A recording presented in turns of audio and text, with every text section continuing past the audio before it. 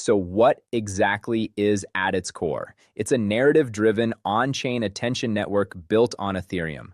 But unlike most projects where storytelling is just marketing, here the story is the ecosystem. The central character is Woozie, described as a returning signal, and according to the law, the internet entered something called the drift, a point where culture became fragmented. Creators stopped owning attention, and the signal basically broke apart. Woozie returns because the network reached its breaking point.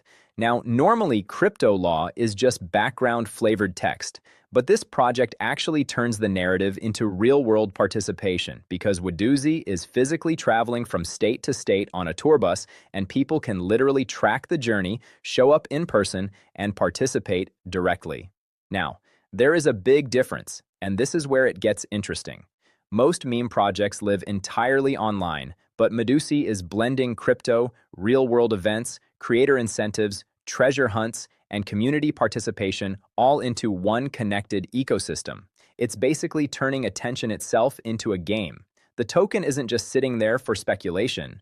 WADZ is used to coordinate everything happening inside the network, and the whole thing runs through four major systems. First of all, you've got the real-world tour. The first mechanism is the actual physical tour across America.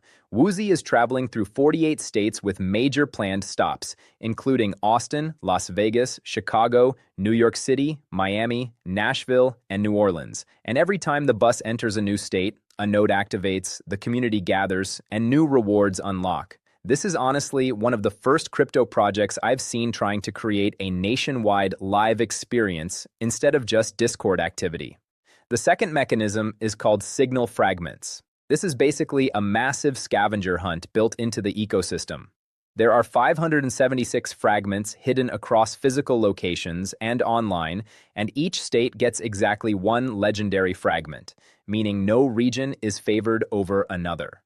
Participants can search these fragments and redeem them for WADZ rewards. And according to the project, over 722,000 WADZ are tied to fragments and get permanently burned, rather than leaked into circulation. So instead of endlessly inflating supply, part of the system actually removes tokens permanently. Now, they've also got the publisher's network. This part is probably the smartest growth mechanism. Woozie has something called the publisher's network. Basically, creators can clip content, remix videos, post memes, and amplify the mission, all to get rewarded directly in WADZ. The project has allocated 70 million WADZ specifically for creators. That's 7% of the entire supply. As well as that, there are leaderboards, seasonal competitions, multipliers, and bounty systems. So instead of relying purely on organic hype, the ecosystem financially incentivizes content creation itself, which honestly fits perfectly with how internet culture works today. Now, let's talk a little bit about the token here. WADZ basically acts as the coordination layer for the entire ecosystem.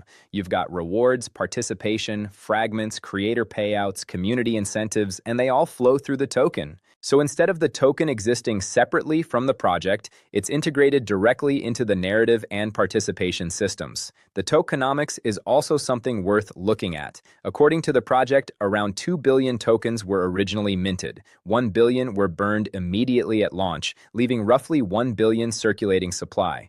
There's also 0% buy tax, 0% sell tax, and 75% of the supply was placed into liquidity pools that are DAO governed and locked.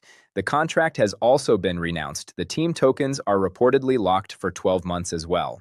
So the setup is clearly trying to emphasize long-term participation and decentralization. Now, why people are watching this? The reason projects like this attract attention isn't just because they're memecoins. It's because they combine narrative with participation. People don't just buy into charts anymore. They buy into stories, communities, movements, and experiences. And Woozie is leaning heavily into that concept. It's part of ARG, part of the creator economy, part of the crypto ecosystem.